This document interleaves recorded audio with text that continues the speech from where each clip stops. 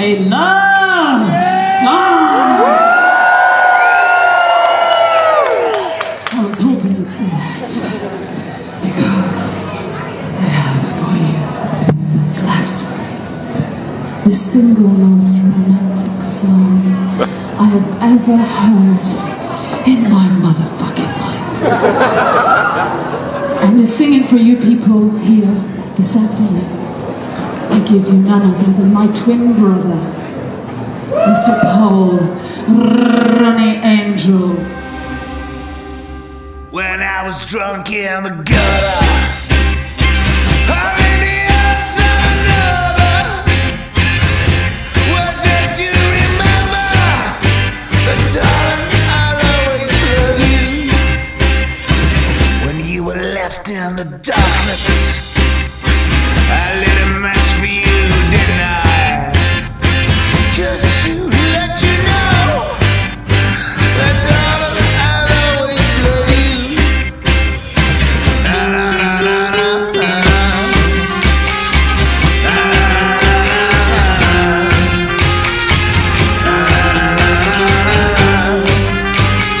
Darling, I'll always love you. Here we are. Here we are together. I'm here with Paul-Ronney Angel, the most famous Norwegian within 10 miles of me right now. Well, I'm guessing that's the case. You know, I don't. The only Norwegian I know of within 10 miles of me at the moment. So you're fresh in from a gig in Rotherham last night. How did that go? It was good, yeah. We were in Rotherham last night on Saturday and Newcastle on Friday, you know. Yeah, with the Urban Voodoo Machine. It's good to be back on the road. I mean, I haven't missed the long drives through the night and the motorway services and stuff. I haven't missed that at all during the pandemic, but it's certainly great to be out gigging again, you know. Oh yeah, it's been brilliant. We were up that way. We were up in Newcastle and Scotland a few weeks ago. But yeah, I took a decision as well that I really didn't enjoy long drives in January and February. So I'm not doing that again ever. I don't think. Too cold as well, isn't it? It's like every time you stop, it's like whoa, you know.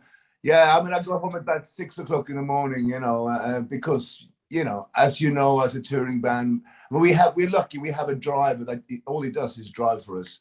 So he doesn't sleep when we play, so we can drive through the night, you know. Instead of, because there's a lot of us, it's about 10 of us with band and crew. So instead of paying for hotel rooms, we just drive home. But it still means you get home at 6 o'clock in the morning up, and your body is aching from just sitting still for hours, you know. Yeah, and usually at that time of year, you get a cold, don't you? And you arrive in a town just as when it's getting dark, and you got a cold, and you've been in there for hours. Apart from that, it's all great. Except for that, it's all brilliant. Yeah. I mean, you know, we mustn't grumble.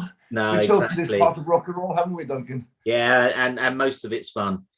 So I mentioned you're Norwegian, which presumably means you were born and brought up in Norway. Whereabouts in Norway was it? What sort of place? Oh, I was born northern Norway, just below the Arctic Circle, on a small island called Harøy. It's sort of between Trondheim and Bodø, if that makes sense. No, it doesn't mean anything at all. Well, it's quite remote, is it? Yes. It's just like a little island. A couple of thousand people live there. I'm probably related to half of them, you know. Yeah. So, oh God, it's such a funny country, Norway. You know, it's full of tall people who drink a lot, in my experience. Yeah, and who have a great sense of humor. It's funny. I mean, I've got so many stories. Last time we did a tour in Norway, not so much in Oslo, but everywhere else. There's always a tall guy who's had a lot to drink, and he's in the audience there swaying around with his pint of beer. And then at some point in the gig, he'll fall over, his beer will go on the floor, and he'll fall in the puddle. And then his mate will come along, try and pull him out, and he'll fall in too. It happens every night. But and there was one of these gigs, and normally, you know how it is when the crowd is start thinning out, and you think, God, the sound must be terrible or something, or we must be really shit. And we had one of those gigs, and I said to my wife, God, were we really bad or something? And she said, no, there was this little bar lady who owned the bar, and she was just throwing everybody out. because they were drinking too much. We did a gig with the Voodoo Machine about a decade ago in Oslo, and it was in this like little bunker, you know. And we went on stage, and it was sold out. It was, you know, capacity. And then after the fourth number, it was like halved. And after the fifth number, it was half that again. And then, so we get into sort of the middle of the set now, and then someone shouted, "They ran out of beer hours ago." Which would have been a load more important than the Urban Voodoo Machine. Yeah, I mean, you know, it didn't matter that we come all the way from London to play that show, you know what I mean? You know, and it was a Saturday night. I guess people were out to have a good time, and there was still other clubs to go to, you know, that they could buy a drink, you know, they've run out of booze, you know what I mean? As amateur around here, never run out of booze, you know. Exactly, it's a good tip. So how does a little guy in the middle of nowhere in Norway end up moving to London? Well, I mean, I only lived on that island until I was about 4 years old, I'd say. And then, and then I went, you know, some suburbs of Oslo and stuff where I kind of grew up, or, you know, towns just outside, you know. And eventually I moved into Oslo when I was like 17 and played in bands and stuff. I mean, I sort of played in bands from I was about 14, I guess, you know. And then, 17 to 19, I lived in Oslo, which is the capital, obviously, of Norway. And then at 19, I just decided, you know what? I mean, it was 1992. I mean, I could have might as well gone to the fucking moon or to China or to America, or, you know, I mean, now it doesn't seem that far away, but I mean, I think in 1992, because also I didn't really know anyone here. And I could speak English all right, but, you know, I wasn't allowed to work, you know, because Norway wasn't a part of the EC and stuff. But yeah, just one day I had 200 quid in my sock, and I had a Gibson 335 in one hand and a bag of cheap suits in the other, and I just went to London, you know, in 1992. And was it like I found all over Scandinavia that London was sort of like the center of the universe for loads of anybody who liked rock and roll. They wanted to get to London. Was it like that for you? It was like that for me, and I guess at the time I was probably more into British bands than sort of say American. I mean, I liked, you know, Chuck Berry and Muddy Waters and stuff like that, but I was a massive sort of Stones fan, and, you know, to a certain extent a bit of punk, and I was really into sort of Dr. Feelgood and Inmates and pub rock kind of stuff. So there was, you know, it was definitely, for me, it was like a London thing, you know. Yeah. So you Small moved Faces, Kinks, you know, I mean, it's all sort of like, yeah, the 60s thing and the 70s thing, definitely for me. All the great stuff. All the great stuff. Yeah. So you moved to London, you started busking or something? Yeah. I mean, because that couple of $100 quid I had in my sock quickly run out, you know, so I tried busking a bit, but, you know, you just kept on being moved on, you know. After a while, I started selling the Big Issue, you know, which is this sort of homeless paper, you know, for those who don't know what that is, it's like a homeless charity thing. But that gave me quite the confidence standing on the street, and you know, you're running into all kinds of shady characters then as well, you know. So it sounds pretty brave. You moved to London, you haven't got any money, you know, you're selling a homeless newspaper. Did you ended up in The Godfathers? Was that quite quick? How did that come about? I did. I mean, I was sort of I was trawling the music papers and stuff, you know, looking for a band, you know. And I mean, I knew blues, I knew rock and roll, I knew country, I knew punk, right? But every, you know, Melody Maker, NME, all the adverts said indie this and indie that, and I didn't know. I thought he meant Indian. So I was like, fuck this, I'm going to have to get rid of my Gibson and get a sitar instead, you know, if I'm going to get a break. It's all Indian music, you know. Or a head thing with loads of feathers, one or the other. You know, oh yeah. So, yeah, I guess I sort of was just bumming around trying to start a band or trying to join someone's band or anything. I mean, I wasn't really a singer then. I was just a guitar player, you know, and it was just about to sort of start writing songs. So I joined some sort of bar band, just, you know, doing sort of Stones and Chuck Berry covers. And then, a couple of the members from The Godfathers happened to be there. That was about 94, a couple of years. I've been here for a couple of years then, and they sort of spotted me and was like, all right. Next thing you know, I was on the road with them all over Europe and stuff, which was great. And you you played on one of their albums, is that right? Yeah, I did an album with them in 1995 called Afterlife. Yeah. I can't hear you. No, I can't hear you. can't hear you.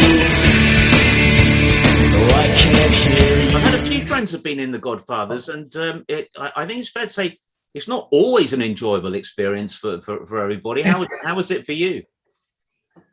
Well, I mean, I got on quite well with Pete Coyne, the singer.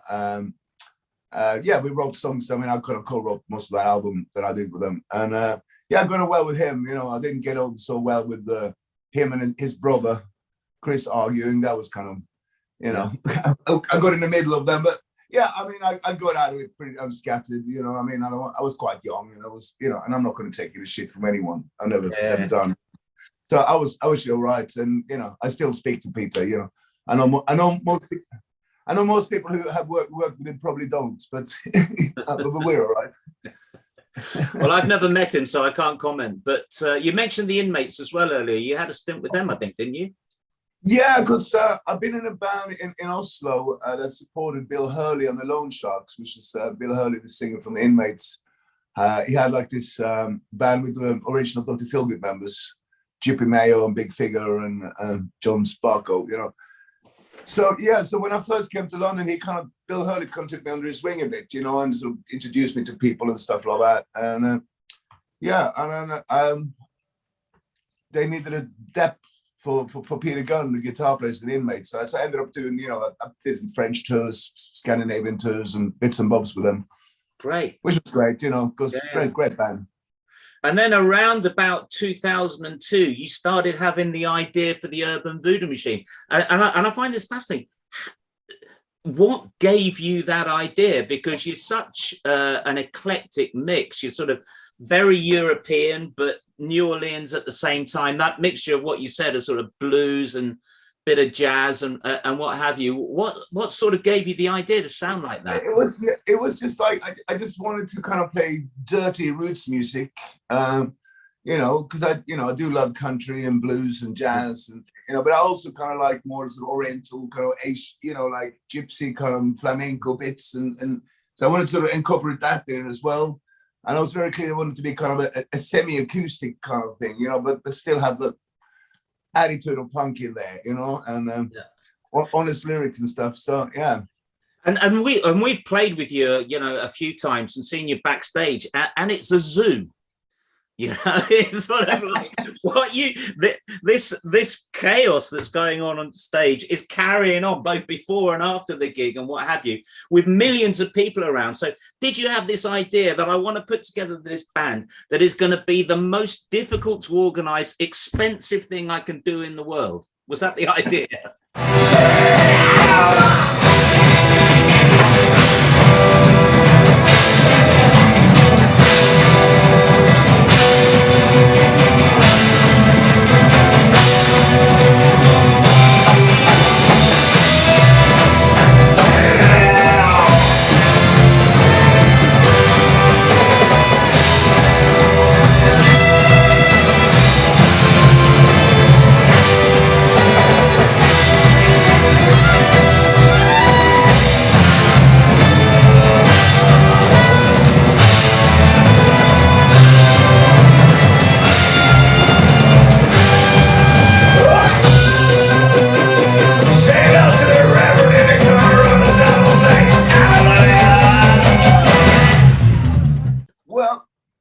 Well, I think the first gig that we did, which was April 2003 at the London School of Economics, when we were already a 6-piece then. So I had the idea that I wanted 2 drummers, but 2 drummers playing half a drum kit.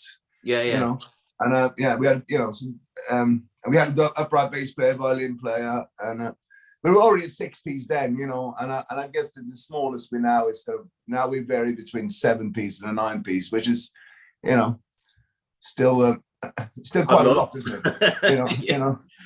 One of those early drummers was Jim Jones, right? That's right. Jim Jones sort of helped me start the band. You know, we were sort of hanging around in the early days, and we still do. I mean, in fact, I'm going to see Jim Jones just after this, actually. I'll give him my regards.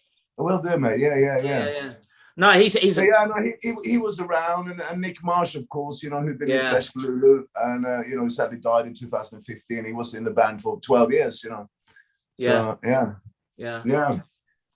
And it's, you know, it's sort of a semi-flexible lineup as well, because we, you know, not everyone can make every show. So, you know, we have depth for everyone, and, you know, and it keeps it kind of interesting as well. So it's not exactly the same show every time, you know. Yeah, and trying to make sure everybody's available. I guess you've got to have that flexibility of people who can come in and out. I mean, we've only got 4 in our band, and we have to do that occasionally because everybody's busy. Yeah. Well, there's about 5 of us that makes every show, and then it's horn players and violin players and stuff that kind of, you know, vary a little bit. Guitar players maybe even as well. But obviously, I'm a guitar player myself. I don't need to have another guitar player, although I prefer it, you know. Yeah. And then things seem to sort of be a good build-up for you. In fact, you started off, I think it was over a number of years, 3 EPs, wasn't it? That's right, yeah. I mean, we started in 2003, and I think just the first couple of years, we just, released about 3 EPs. And then we didn't actually do our first proper album until 2009, you know.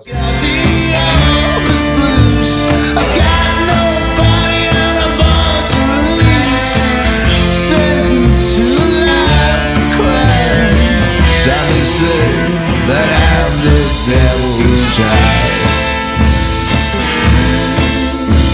I ran away. But we just hadn't found the right studio and everything like that. And I mean, you know, we ended up doing it ourselves on our own label as well, because I've been running a club now called Gypsy Hotel since 2006, which, of course, I think you did your first solo show at. Oh, do you know, I'd forgotten that. Just 1 minute. My mother is trying to call me, and I'm just. I'm going to call myself another G&T. So okay. Give me one. Hello, Mom. Oh yeah, I know. I said I'd call her back. So you mentioned there. I think was it Eco Studios you were talking about, and Alex McGowan. Space Echo. Yeah. We work with him now. We're about to release our 5th studio album now, and we've done numerous compilations and EPs and bits and bobs, but we worked with him for about 13 years now. Yeah. And he gets a great sound. Yeah, he knows what we're about, and it just I can't imagine working with anyone else now, you know. So. Yeah, well, it's great to have someone like that. So you'd released those 3 EPs from about, I think it was 2004, 2005, 2006, and then by this time 2007 you're playing festivals all over the place, which is well deserved. And then I think it was in 2008. Was it that late before you hooked up with Alex and did the first album? That's right. Yeah. Around that time. Yeah. And in that year, I find this fascinating. You did a huge tour with the Pogues, the US. It was amazing. Yeah.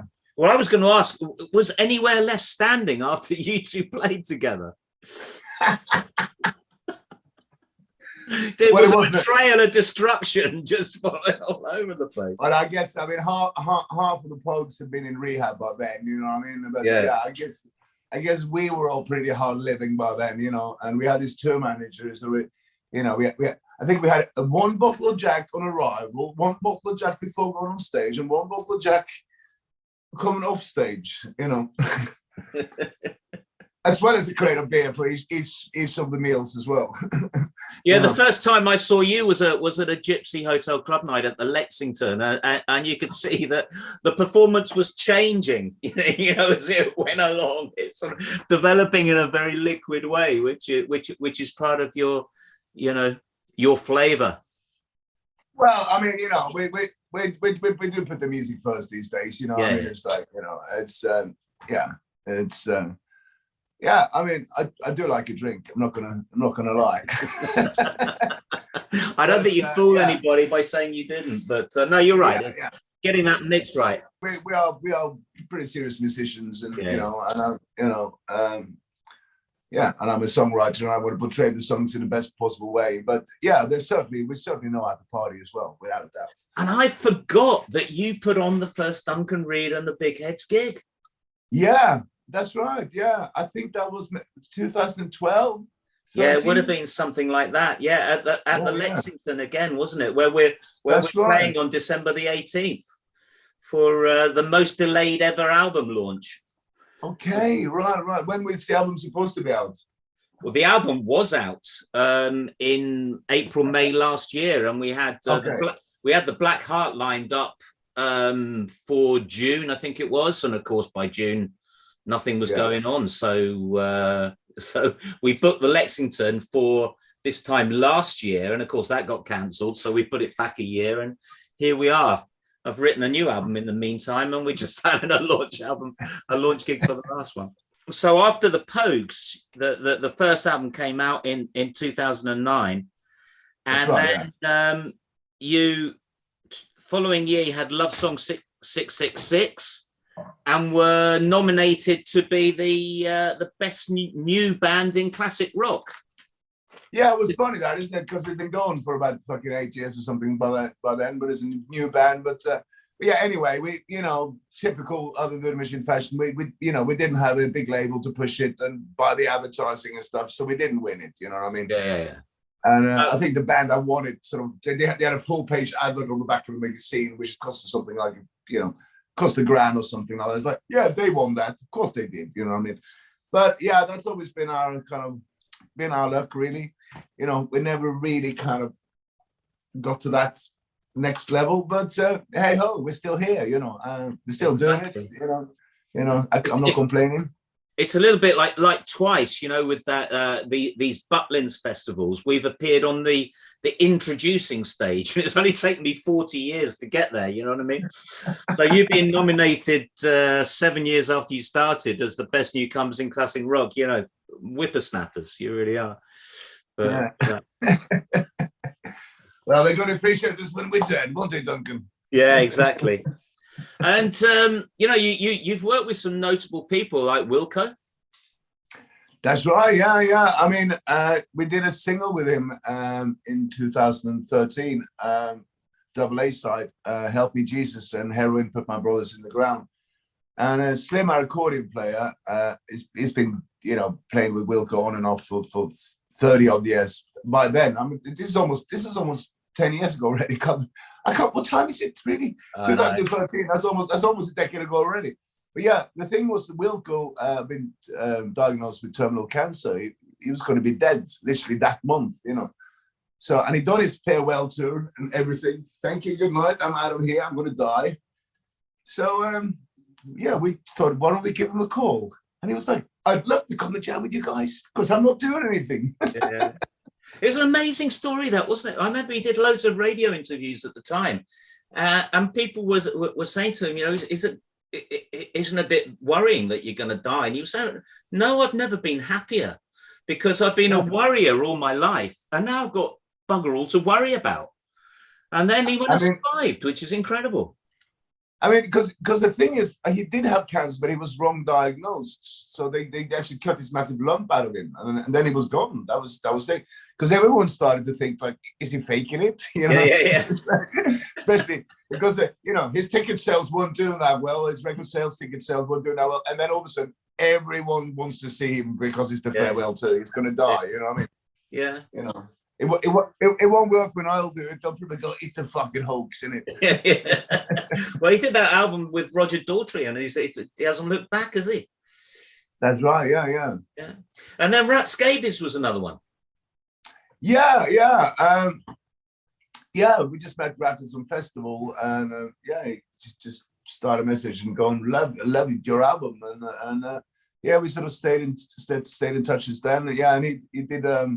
He was in the Pipe and Slippers Man music video we did in 2014. And get on the straight and narrow road before it's too late. Now he's a different man. He's a different man. Such a different man. Such a different man. He's long left again. The Pipe Slippers Man. Pipe Slippers Man.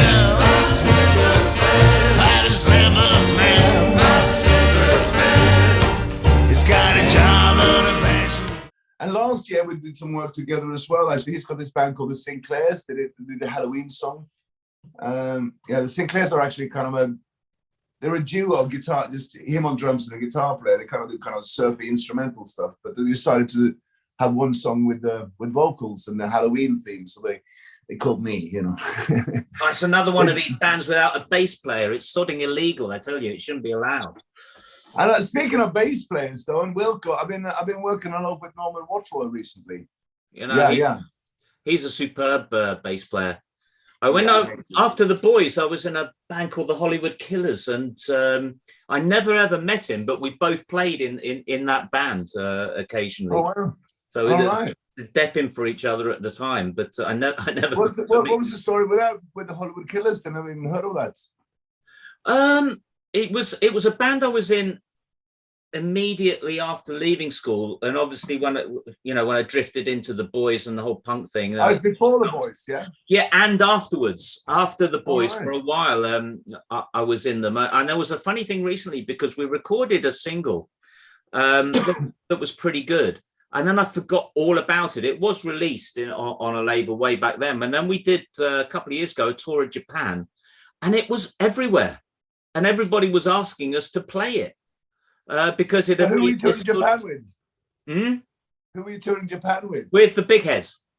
Okay, right. Yeah. And we ended up playing the song because it was being requested every night. So it's just weird. It's underground hit in Japan. I didn't know anything about it. Wow. Yeah. I've never played Japan. I just totally on my bucket list. I'd love to. Yeah, love to play Japan. It's brilliant. They're so nice, the Japanese, because they're all very polite. It's a very polite society.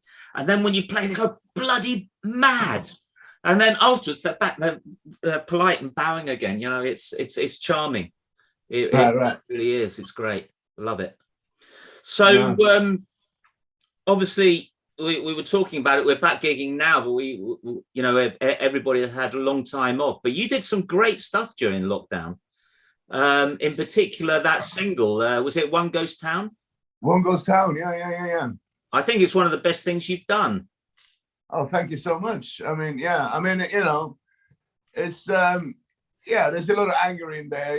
You clap it on Thursdays, don't pay them on Friday. Because there was a lot of shit going on in this country, wasn't it? And it's like you got to pay the NHS by clapping for them. There was a lot of that kind of going on, and. Making the music video was interesting because, I think you were allowed to leave your house within 4 miles, but it was just me and my friend Sue who says to drive me, and Barry who made the video. We went down. I live in East London, Leighton, and we around 10 o'clock at night. We went down to Piccadilly Circus, and it's just me and an acoustic guitar. And there's no fucker around, It's like, this would have cost Steven Spielberg $1 million to kind of close down, Too many lives been lost. The government fails yet again.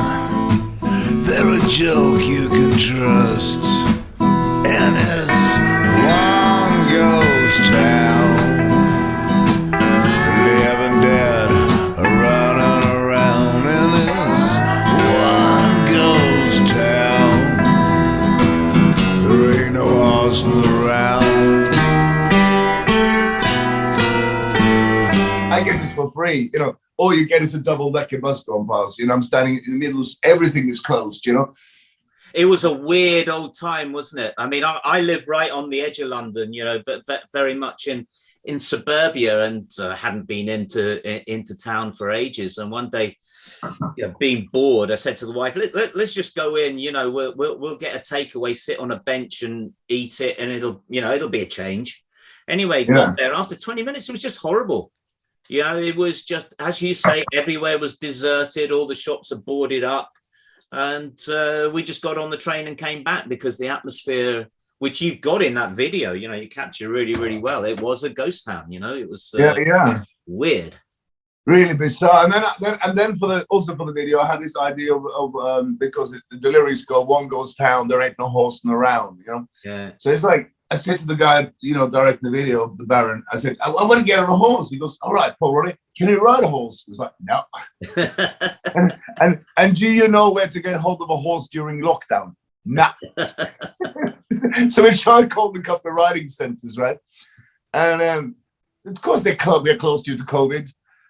Anyway, I think it was Jim Jones's wife, actually, and she said to me, there is this, I've been taking my daughter, it's just quite close to here, I think you'll get away with it there, you know. Yeah. So we turn up there. Of course, I'm in all the regalia, you know what I mean? Yeah. You know, and you know, I want them. And I hadn't been on a horse. I've been on a horse twice before that in my life. You know, when I was a kid, maybe. You know what I mean? And and I don't want to fucking, you know, pony and have to wear a fucking helmet, do I? They wouldn't have the same badass cowboy look. It wouldn't look the same. No, I mean, and so yeah, I want the biggest horse, and it's like, I'm getting on top of it. I had to sign a disclaimer. If anything happened to me, that would be more by my. And then I wanted to have the guitar slung on my back, you know. But by the time I got up there, I was like, no, leave the guitar. And then my friend Sue just went, take the bloody guitar and look. And that made me sit up, you know. So, I hate horses. I hate horses. There's a picture. There's one time we were on tour in Spain with the boys, and Jack, the drummer, said, "Oh, you know, there's a stables over there. Let's go and ask him if we can ride the horses." And oh yeah, first and only time I've been on a horse. I'm sitting there, like, where's the handlebars? You know, what do you grab onto? And we had a photo taken, and my face is like, if looks could kill, this is not a good idea. But, no, I mean, I was breaking it myself, and someone pointed out in the video, I'm holding the reins wrong. I got the wrong technique because, you know, that could be dangerous and all that kind of thing. But yeah, I was thinking, I'm going to become a regular rider now. But no, I mean, it's quite, I don't even, you know, I just about ride a bicycle. I don't drive anything, you know what I mean? So I'm a regular bicycle rider. Yeah. I'm out there nearly getting killed every day in London. Right. Getting sworn at by the drivers. I'm more kind of a chopper kind of guy, you know. I kind of just cruise. Yeah, Nick in the band he's got a big Harley. He does loads of things. He does some great stuff on it actually. He makes emergency deliveries for the NHS in his spare time on his Harley, which is good stuff. A very, very noble thing to do. Yeah, no, it's really cool. So, how long have you been back out gigging now? I mean, I came back from the States in March 2020. I did 5-6 shows with this guy Danny B. Harvey that used to probably most famous for playing in Headcat with Lemmy. It's a rockabilly guitar player. Yeah, he invited. So I came back, and I was actually 3 days in lockdown in Austin, Texas, and came back here, and it was just this country was, but all our gigs were cancelled, you know. Yeah. Okay, for a month or two. I was like, this is extremely inconvenient. And then I just started doing the online lockdown weekly shows from my living room, you know. And I mean, thank God I had a bit of a fan base, because I mean, if you start off just doing that, who's going to watch? Your mom, your girlfriend, you know what I mean? Yeah. I actually had people tuning in, and it was free to tune in, but you know, people gave me tips, you know. So I did that from sort of March 2020, and then I think as soon as they sort of started easing up and you could do socially distanced gigs, I was out there straight away, just on my own, you know what I mean, on my own or with 1 or 2 other musicians, but we couldn't be the whole full band, you know. Yeah, no. So and then we went to a second lockdown, and then it was the same thing again. But yeah, I just haven't stopped really, and also have you heard my new album? Except for One Goes Down. Yeah, no, I've heard it. It's great. You know, I don't think, yeah. Is that? Did you say that you've made a new Urban Voodoo Machine album? There is one in there, that's been sitting there for, a couple of singles like Living in Fear and stuff. And we just released one called Empty Plastic Cup as well. It's been sitting there for a year and a half now. All right. Or almost 2 years. So, so that'll come out early 2022. Talking about, you know, we just didn't want to release it before we could tour it properly. Yeah. Because sure. you know what promoters are like. They're kind of like, all right, have they got a new album out? Well, we have one that we spent so much time making, you know. No, but it was a difficult one. I mean, you know, I thought when our last one came out, you know, shall I leave it until we can gig properly? But it's really hard. I mean, there were a couple of things. There were a load of people who paid for it, you know, who deserved to hear it. And which company did you use to get? You just did it on your own, didn't you? Yeah. Rather than go through. Yeah. Did you say you put your own albums out? That's what I was going to say earlier. Yeah, I mean, I sort of started this club, Gypsy Hotel, in 2006, and so now there's also Gypsy Hotel Records, so it's the club night and the label, It's I mean, we might not have gotten the breaks over the years, but at least we've not been ripped off, I know, and it's kind of quite satisfying to know it's like, no, we just do it ourselves, well, it's a different world, isn't it? I mean, back in the old days, you used to play live to promote the album. Now, as you say, with promoters, you put stuff out to help you play live. It's just totally turned around. Yeah. And you can get stuff out there now. It used to be impossible, but everybody pays bugger up less for music than they do for a cup of coffee, but you can get it out worldwide. So I mean, it's mad, isn't it? I mean, I'm sure it's the same for both of us, right? When we were kids, we'd probably do a fucking paper round all week to buy one album, Yeah. And that's the same, I mean, was it Spotify or Amazon Prime subscription is like £8 a month. You can have all the albums in the world for £8 a month. I mean, it's like, Yeah. Well, it all changed with file sharing and those dodgy Russian sites who let you steal all the music you want. So, it was the world never going back after that. But so you're back out there gigging, and in fact, next summer we're finally going to play together again. I see, because we're both booked for Cubics, having failed to play there this year. Yeah, I mean, we were because they failed to get the tents there, because it was the petrol strike and stuff, wasn't it? The petrol strike and the driver shortage meant that they didn't get the big stuff up in time. Couldn't get the tents up in time, so the early slopes had to be cancelled, and of course Duncan Reid had a big head to the Urban Voodoo Machine. We were, there was only 5 bands. They had to kind of chop off the bill, and we were those bands. But it's great. But it's great that we'll be playing together again on the same stage next year, because always really. Yes. And I've just been with the guy from Newcastle who's a part of it. But yeah, he put our show on at the Clooney on Friday, and John Connor. Yeah, he's a great guy. He's a really great guy. He put us on a few weeks ago in Newcastle with the Skids, which was great fun. Yeah. And he did say, and it was just like, oh, it was a tough call. I have to call Paul-Ronney and I have to call Duncan. And so, no. I was like, oh. Yeah. I was in tears, man. He's a great guy. But yeah, it's not a good. We still got paid for the gig, though, didn't we? I know.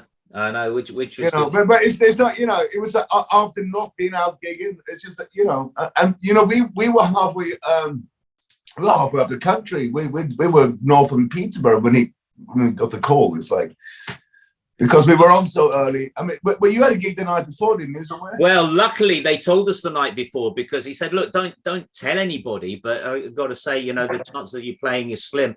And we were playing at 12:30 that night at Butlins in Skegness. And we would have had to have got up at 6 o'clock in the morning to get to Sunderland or wherever it is in time to play at about 1:30 the following day. So we had a lie-in. And I was texting with you, wasn't I? Yes, that's right. Yeah. So we had a lie-in and we got paid. So it was, Sometimes you got paid to get laid. That's never happened. Excellent. So anyway, look, it's great that the Urban Voodoo Machine are indestructible, that you're still going, because anybody who hasn't seen you really should. If you want to see something really unique, that is a great mix of all stuff, New Orleans, European gypsy music, blues, country, everything you're saying, that is more than a little anarchic with loads of great characters, then go and see the Urban Voodoo Machine, because I don't think there's anybody else out there like you, to be honest. No, I mean, there's plenty of people who try to copy us and stuff, but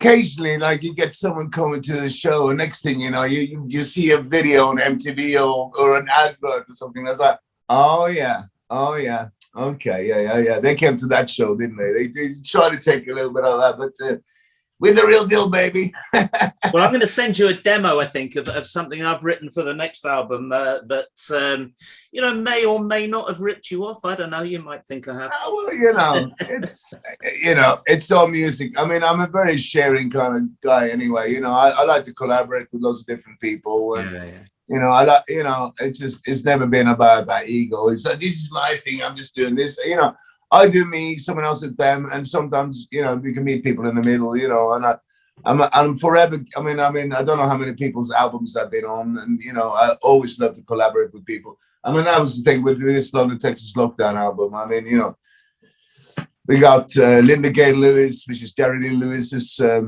younger sister.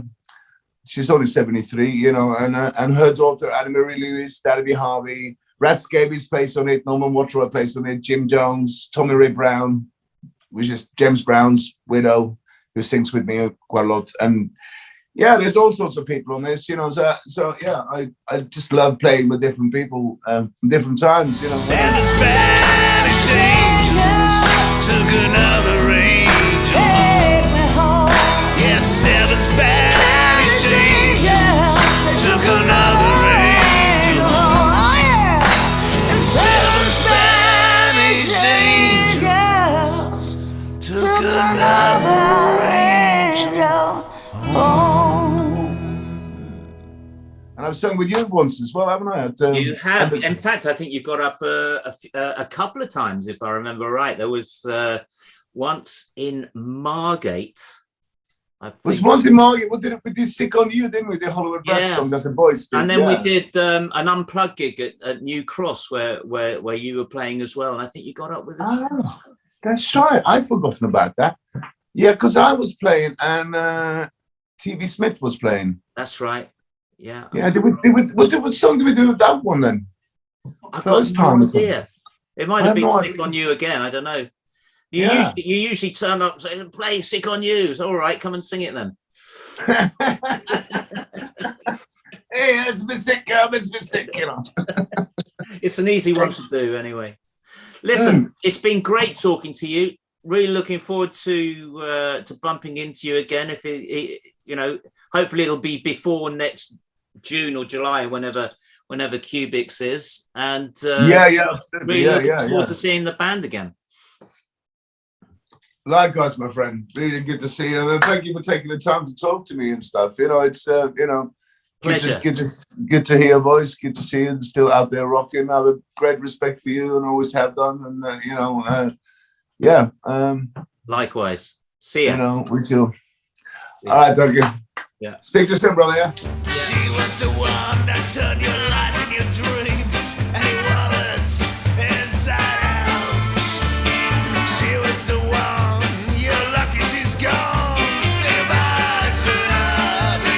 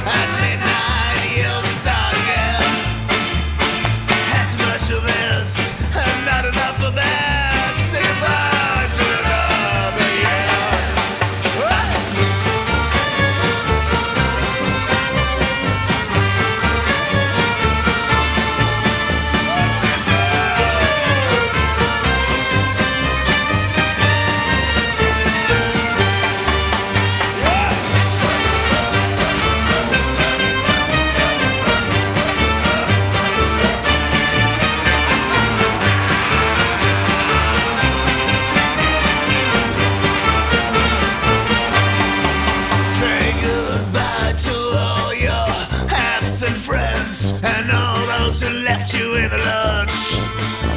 Say goodbye to every opportunity you made.